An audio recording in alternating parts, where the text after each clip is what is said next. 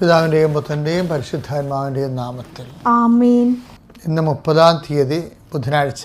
നമുക്ക് പ്രാർത്ഥിക്കാം. അമ്മേ പരിശുദ്ധ അമ്മേ, അമ്മേ പരിശുദ്ധ ദേവമാതാവേ, ദൈവമാതാവേ, കൃപാസനത്തിലൂടെ ഞങ്ങൾക്കും ഞങ്ങളുടെ ദേശത്തിനും അമ്മ മധ്യസ്ഥം തേടി തന്ന എല്ലാ അനുഗ്രഹങ്ങൾക്കും കൃപകൾക്കും ഞങ്ങളിപ്പോൾ ഹൃദയം നിറഞ്ഞ നന്ദി പറയുന്നു. അമ്മേ പരിശുദ്ധ അമ്മേ പരിശുദ്ധ ദേവമാതാവേ, 2004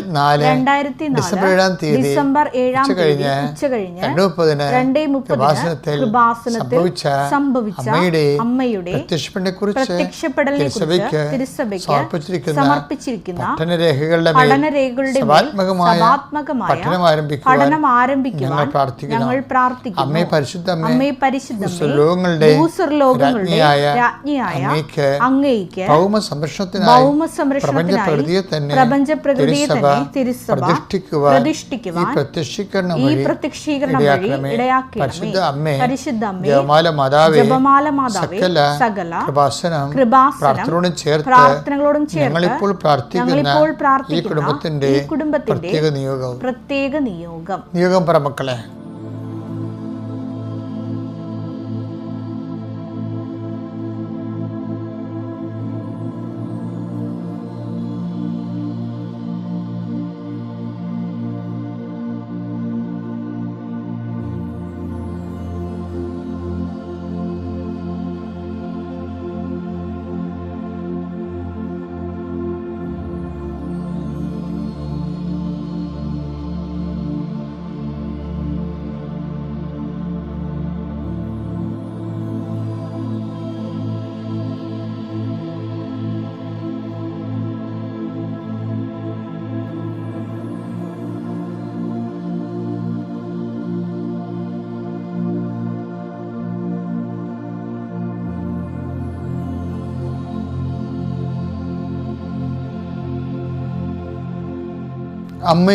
അമ്മയുടെ പ്രത്യക്ഷീകരണത്തിന്റെ അനുഗ്രഹവേളയിൽ ഞങ്ങൾക്ക് സാധിച്ചു തരുവാൻ കനിയണമേ.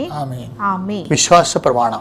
സർവശക്തനായ പിതാവും ആകാശത്തിന്റെയും ഭൂമിയുടെയും സൃഷ്ടാവുമായ ദൈവത്തിൽ ഞാൻ വിശ്വസിക്കുന്നു. അവിടുത്തെ ഏകപുത്രനും ഞങ്ങളുടെ കർത്താവുമായ ഈശോമിശിഹായിലും ഞാൻ വിശ്വസിക്കുന്നു. ഈ പുത്രൻ പരിശുദ്ധാത്മാവിനാൽ ഗർഭസ്ഥനായി കന്യകാമറിയത്തിൽ നിന്ന് പിറന്ന് പൊന്തിയോസ് പീലാത്തോസിന്റെ കാലത്ത് പീഡകൾ സഹിച്ച് കുരിശിൽ തറയ്ക്കപ്പെട്ട് മരിച്ച് അടക്കപ്പെട്ട് പാതാളങ്ങളിൽ ഇറങ്ങി മരിച്ചവരുടെ ഇടയിൽ നിന്ന് 3-ാം നാൾ ഉയർത്ത് സ്വർഗത്തിലേക്ക് എഴുന്നള്ളി സർവശക്തിയുള്ള പിതാവായ ദൈവത്തിന്റെ വലതുഭാഗത്തിരിക്കുന്നു. അവിടെ നിന്ന് ജീവിക്കുന്നവരെയും മരിച്ചവരെയും വിധിക്കുവാൻ വരുമെന്നും ഞാൻ വിശ്വസിക്കുന്നു. പരിശുദ്ധാത്മാവിലും ഞാൻ വിശ്വസിക്കുന്നു.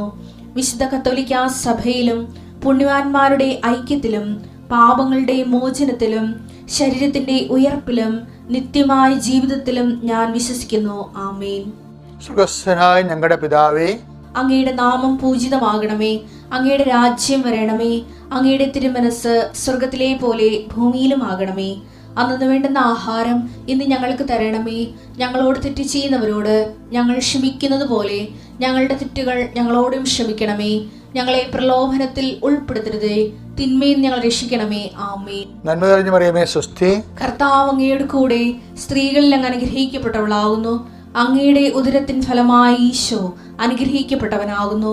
പരിശുദ്ധ മറിയമേ, തമ്പുരാന്റെ അമ്മേ, പാപികളായ ഞങ്ങൾക്ക് വേണ്ടി ഇപ്പോഴും ഞങ്ങളുടെ മരണസമയത്തും തമ്പുരാനോട് അപേക്ഷിക്കണമേ. ആമേൻ. എൻ്റെ കർത്താവ്, നിന്റെ ഉന്നതമായ നാമത്തിന് സ്വസ്ഥം ചെയ്യുന്നു. ഈ പ്രഭാതത്തെ ഓർത്ത് നന്ദി പറയുന്നു.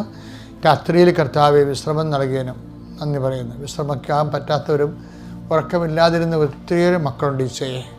കുടുംബത്തിലെ അലോക്യങ്ങളും അസ്വസ്ഥങ്ങളും കാരണം ഉറങ്ങാതെ കിടന്ന മക്കളുണ്ട്. കർത്താവ് അവരെ എല്ലാം സഹിച്ച് പ്രാർത്ഥിക്കുന്നു. അവർ കർത്താവ് കൃത്യസമയത്ത് ഉറക്കം നൽകിയവരെ അനുഗ്രഹിക്കണമേ.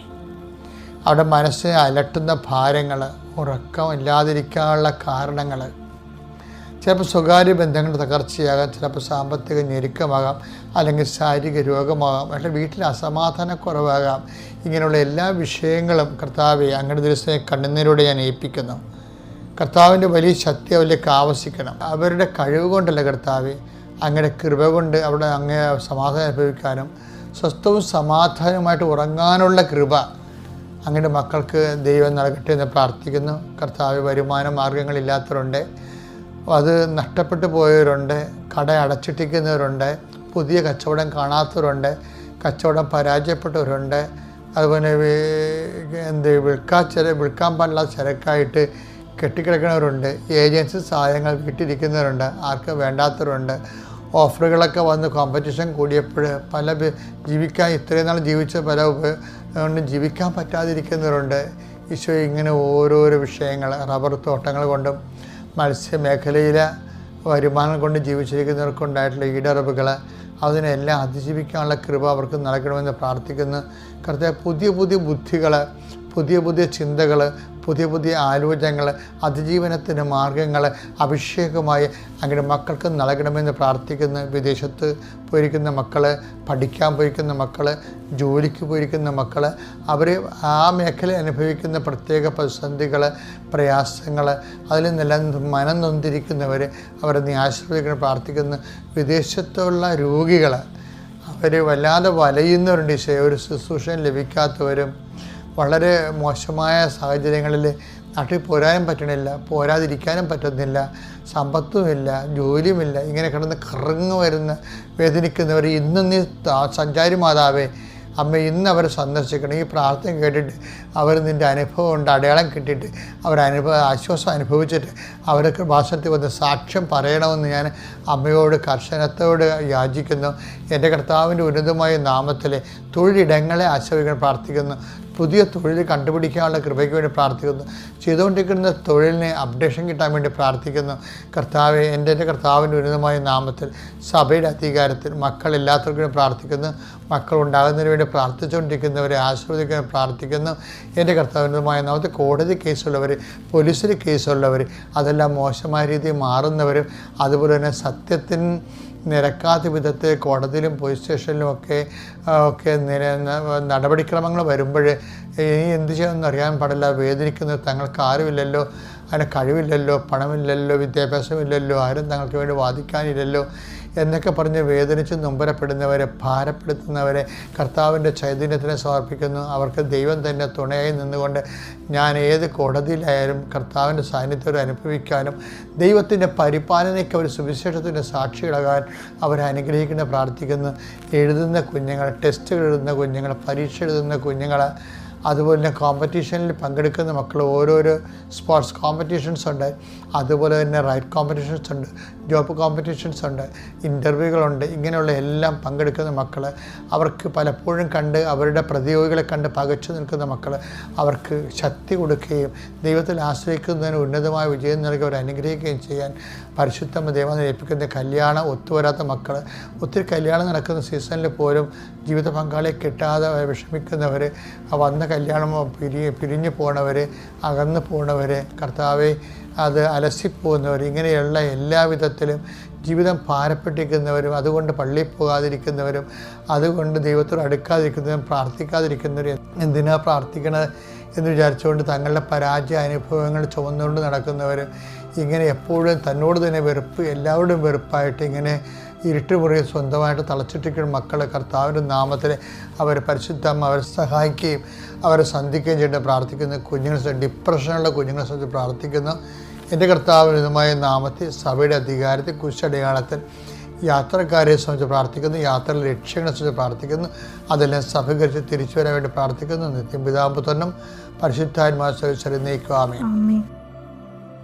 നമ്മുടെ ജീവിതത്തിലെ എല്ലാവരും ശ്രമിക്കണം. ഇപ്പോൾ ചില ആൾക്കാർ വർക്കൗട്ടിന് പോണില്ലേ, ജിംനേഷ്യത്തിലൊക്കെ പോണില്ലേ അല്ലേ, ചിലർ ക്രാഷ് കോഴ്സിന് പോകുന്നുണ്ട്. ഒരു ജോലിയിൽ നിന്ന് ഇറങ്ങിയാൽ അടുത്ത ജോലി കിട്ടാൻ വേണ്ടി, അപ്ഡേഷൻ കിട്ടാൻ വേണ്ടി അവരങ്ങനെ പോകുന്നുണ്ട്. ചിലർ ട്യൂഷന് പോകുന്നുണ്ടല്ലേ, അങ്ങനെ സ്പെഷ്യൽ ക്ലാസ്സിന് പോകുന്നു. സ്പെഷ്യൽ ക്ലാസ്സൊക്കെ ഉണ്ടാകും ചിലർക്ക്. ഇപ്പോൾ എന്താ എല്ലായിടത്തും നടക്കണത് എന്താണ്? ഇപ്പോൾ വർക്കൗട്ടിന് പോണവരും, അതുപോലെ തന്നെ ക്രാഷ് കോഴ്സിന് പോണവരും, സ്പെഷ്യൽ ക്ലാസ്സിന് പോകുന്നവരും അവർ ചെയ്യണ കാര്യം എന്താണ്? അവരുടെ മെരിറ്റ് വർദ്ധിപ്പിക്കുക എന്നാണ് ഉദ്ദേശിക്കുന്നത്. ഇപ്പം നിങ്ങൾ പ്രാർത്ഥിക്കുന്ന പോലും എന്താ? പ്രാർത്ഥിക്കുന്നതിൻ്റെ ഉദ്ദേശം പോലും നിങ്ങളുടെ മെരിറ്റിൽ നിങ്ങൾ അഡ്വാൻസ് ചെയ്യാൻ വേണ്ടിയും പുരോഗമിക്കാൻ വേണ്ടിയാണ് ഓരോരുത്തരും പ്രാർത്ഥിക്കുന്നത് അല്ലേ? പ്രാർത്ഥന അതിനുവേണ്ടി നമ്മൾ ഉപയോഗിക്കുന്നുണ്ട്. എന്താണ് ഈ പറഞ്ഞു വരുന്നതെന്ന് അർത്ഥം എന്ന് വെച്ചാൽ, ഇപ്പം നിങ്ങൾ വർക്കൗട്ട് ചെയ്തു, അല്ലെങ്കിൽ സ്പെഷ്യൽ ക്ലാസ്സിന് പോയി, ക്രാഷ് കോഴ്സിന് പോയി, നിങ്ങൾ നല്ല 100% മെറിറ്റോറിയസ് ആണെന്ന് വിചാരിച്ചോ? അപ്പോഴും നമ്മൾ ഗോതയിൽ ഇറങ്ങുമ്പോൾ എന്താ സംഭവിക്കണത്? ഗോതയിൽ ഇറങ്ങുമ്പോൾ നമ്മൾ വീട്ടിലിരിക്കുമ്പോൾ കുഴപ്പമില്ല, ഞാൻ ഓക്കെ ആണ്, ഞാൻ എൻ്റെ റെക്കോർഡ് കവർ ചെയ്തിട്ടുണ്ട്, ഒക്കെ കോൺഫിഡൻസ് ഉണ്ട്. പക്ഷെ നമ്മൾ ഫീൽഡിൽ വരുമ്പോൾ, ആ കോമ്പറ്റേറ്റീവ് ഫീൽഡിൽ വരത്തില്ലേ, അപ്പം നമ്മൾ ഡൗൺ ആയി. എന്താ കാര്യം? നമ്മളെപ്പോലെ തന്നെ മെറിറ്റുള്ള കുറേ ആൾക്കാരോട് നിൽക്കണ കാണാം. അപ്പോൾ നമ്മുടെ അടുത്ത ചോദ്യം എന്തായിരിക്കും? നമ്മളെപ്പോലെ തന്നെ മെറിറ്റുള്ള ആൾക്കാർ നമ്മൾ നിൽക്കേണ്ടത്, എഞ്ചിനീയറിംഗ് കോളേജിലായാലും ശരി, അല്ലെങ്കിൽ ഒരു കമ്പനിയിലായാലും ശരി, അതുപോലെ തന്നെ ഓവർസീസ് ബാങ്കിലായാലും ശരി, നമ്മളെപ്പോലെ മെറിറ്റോ നമ്മളെക്കാൾ കൂടുതൽ മെറിറ്റോ ഉള്ളവരാണ് അവിടെ നിൽക്കുന്നത്. അപ്പോൾ നമ്മളുടെ ചോദ്യം എന്താണ്? എത്ര പേർക്ക് ഈ മെറിറ്റ് ഉണ്ടെന്ന് നോക്കും. 1, 2, 3, 4, 5, അപ്പോൾ നീ ഉൾപ്പെടെ 7 പേർക്ക് ഈക്വൽ മെറിറ്റാണ്. അതാണ് നമ്മൾ ആദ്യം നോക്കണത്. രണ്ടാമത്തെ ചോദ്യം എന്തായിരിക്കും? എത്ര സീറ്റ് ഉണ്ടെന്ന് നോക്കും. അപ്പോൾ അവർ പറയും 3 സീറ്റ് ഉണ്ടെന്ന് പറയും. അപ്പോൾ നിങ്ങളുടെ മോന്ത പോകും. എന്താ കാര്യം? 3 അവസരം 3 ഉള്ളൂ, പക്ഷേ മെറിറ്റ് 7 ഉണ്ട്. അപ്പോൾ ഇത്രയും നാളെ കഷ്ടപ്പെട്ടത് വീണ്ടും ഭാവി തുലാസിലാവും. ഇത് ഇങ്ങനെ ഒരു സിറ്റുവേഷൻസ് നമുക്ക് ഒഴിവാക്കാൻ പറ്റാത്തതാണ് ജീവിതത്തിലെ. അപ്പം അതുകൊണ്ട് ബൈബിൾ എന്ത് പറയും? ബൈബിൾ പറയും, നീ ക്രാഷ് കോഴ്സ് ചെയ്യേണ്ടതും വർക്കൗട്ട് ചെയ്യേണ്ടതും ഗ്രേസിനാണെന്ന് പറയും. അതാണ് പ്രശ്നം. അതാണ് ഉടമ്പടി എന്ന് പറയുന്നത്. എന്താ കാര്യം? Not by merit. ഉടമ്പടി വർക്കൗട്ട് ചെയ്യണം എങ്ങനെ? Ephesians 2:8 അനുസരിച്ചാണ്. Not by merit but by grace. ഈ ലോകത്തുള്ള എല്ലാ മെറിറ്റിൽ ആണ് നടക്കണമെങ്കിലും ഈ മെറിറ്റ് ഈക്വലായിട്ട് വന്നവരുടെ എണ്ണം കൂടുകയും അവസരങ്ങൾ കുറയുകയും ചെയ്താൽ നീ പ്രതിരോധത്തിലാകും. അപ്പോൾ ദൈവ പൈതൽ പ്രതിരോധത്തിലാകാതിരിക്കാൻ വേണ്ടി ദൈവം കാണിക്കുന്ന ഒരു പോംവഴിയാണ് not by merit but by grace. അപ്പോൾ ഇനി എന്താ ചെയ്യേണ്ടത്? അപ്പോൾ നമ്മുടെ മുമ്പിലുള്ള വിഷയം എന്താണ്? അത് നിങ്ങൾ ചെയ്യേണ്ടത് ഉടമ്പടി സാക്ഷ്യങ്ങൾ കേൾക്കണം. ഈ മെറിറ്റുകാരൻ ഗോപി വരക്കണ കാണാം, ഇതിൽ ഗ്രേസുകാരൻ കയറിപ്പോണത് കാണാം. കർത്താവിൻ്റെ വചനങ്ങൾ അനുസരിച്ച് ജീവിച്ച് അവൻ പറയുമ്പോൾ ചെയ്യുമ്പോൾ എന്താണ്? ഓട്ടോമാറ്റിക്കായിട്ട് ഗ്രേസ്, ദൈവത്തിൻ്റെ കരുണ നമ്മളിലേക്ക് വർദ്ധിപ്പിക്കും. അപ്പോൾ എന്താണ്? അവൻ പറയുമ്പോൾ ചെയ്ത് കഴിയുമ്പോൾ പിന്നെ ഒരു കാര്യമുണ്ട്, ചെയ്യുമ്പോൾ ശ്രദ്ധിക്കേണ്ട ഒരു കാര്യമുണ്ട്. എന്താ ശ്രദ്ധിക്കണത്? നമുക്ക് മെക്കാനിക്കലായിട്ട് ചെയ്യാം. ഇപ്പം ഗ്രേസ് കൃപ ലഭിക്കാൻ വേണ്ടി നമ്മൾ അവൻ പറയണ പോലെ സാങ്കേതികമായിട്ട് ചെയ്യാം. അങ്ങനെ ആൾക്കാർ ചെയ്ത് പരാജയവും പണിയും മേടിക്കണം. അങ്ങനെയാണ്. എന്താണ്? പത്രം പ്രേക്ഷപ്രവർത്തനം ചെയ്യുന്നു, കർത്താവിനെ അറിയാത്ത അറിയിക്കുന്നു, അറിഞ്ഞവരെ ആഴപ്പെടുത്തുന്നു, പിന്നെ എന്താ രോഗികളെ പോയി കാണുന്നു, അവർക്ക് നമുക്കുള്ളത് പങ്കുവെച്ച് കൊടുക്കുന്നു, പ്രാർത്ഥിക്കുന്നു. അപ്പോൾ അവൻ പറയണ പോലെ നമ്മൾ ചെയ്ത് അങ്ങനെ ജീവിക്കുകയാണ്. അപ്പോൾ അത് എന്തിനു വേണ്ടിയാണ്? അതിൻ്റെ ഉദ്ദേശം നമ്മളുടെ മെറ്റീരിയലായിട്ടുള്ള കാര്യങ്ങൾ നിർവഹിക്കാൻ വേണ്ടിയാണ്. അവിടെ ദൈവം കക്ഷിയല്ല. എന്താ കക്ഷിയായിരിക്കണത്? നമ്മൾ ഉടമ്പടി എഴുതിയിരിക്കുന്ന കാര്യങ്ങൾ നിറവേറാൻ വേണ്ടിയാണ് നമ്മൾ ഇതുപോലെയുള്ള കുറച്ച് പ്രേക്ഷപ്രവർത്തനങ്ങളൊക്കെ ചെയ്യണത്. പക്ഷെ അത് വരുമ്പോൾ അതെന്ത് പറ്റും? അപ്പോൾ അത് മെക്കാനിക്കൽ സ്റ്റിയറിങ്ങിലാണ് അത് പോകത്തുള്ളൂ. എന്താണ്? വർക്കൗട്ടിന് അതിൻ്റെ ഫലം ഉണ്ടാവും. പക്ഷേ ഈ മെക്കാനിക്കൽ വണ്ടിയില്ലേ, ഭയങ്കര ഈ വളക്കണമെങ്കിലൊക്കെ ഭയങ്കര പാടല്ലേ ലോറി. അത് പക്ഷേ ഫെദർ ടച്ചിൽ പവർ സ്റ്റിയറിംഗ് ഉണ്ടാകും. പവർ സ്റ്റിയറിംഗ് എന്ന് പറയുമ്പോൾ ഇപ്പോൾ ഈശോ തന്നെ എടുത്തേ. ഈശോ എന്താണ് അവസാനം പറഞ്ഞതെന്ന് നോക്കിയേ? യോഹന്നാന്റെ സുവിശേഷം 17:20. അവർക്ക് വേണ്ടി മാത്രമല്ല, അപ്പോസ്തലന്മാർക്ക് വേണ്ടി മാത്രമല്ല, അവരുടെ വചനം മൂലം എന്നിൽ വിശ്വസിക്കുന്നവർക്ക് വേണ്ടി കൂടിയാണ്, എന്നിൽ വിശ്വസിക്കാതിരിക്കുന്നവർക്ക് വേണ്ടി കൂടിയാണ് ഞാൻ പ്രാർത്ഥിക്കുന്നത്. അപ്പോൾ ആ പ്രാർത്ഥന ഞങ്ങൾ ചോര വിയർക്കണ സമയത്ത് പോലും ശിഷ്യന്മാരെ മാത്രമല്ല, ശിമയോനെ ഞാൻ നിനക്ക് വേണ്ടി പ്രാർത്ഥിക്കുകയാണെന്ന് പറഞ്ഞ ഈശോ ആ നിനക്ക് വേണ്ടി മാത്രമല്ല പ്രാർത്ഥിച്ചത്. ശിമയോൻ നീ എഴുന്നേറ്റ് മറ്റുള്ളവരെയും ബലപ്പെടുത്താൻ പറയുമ്പോഴും ആ ബലപ്പെടുത്തപ്പെട്ട അപ്പോസ്തലന്മാർക്ക് വേണ്ടി മാത്രമല്ല ഈശോ പ്രാർത്ഥിക്കണത്.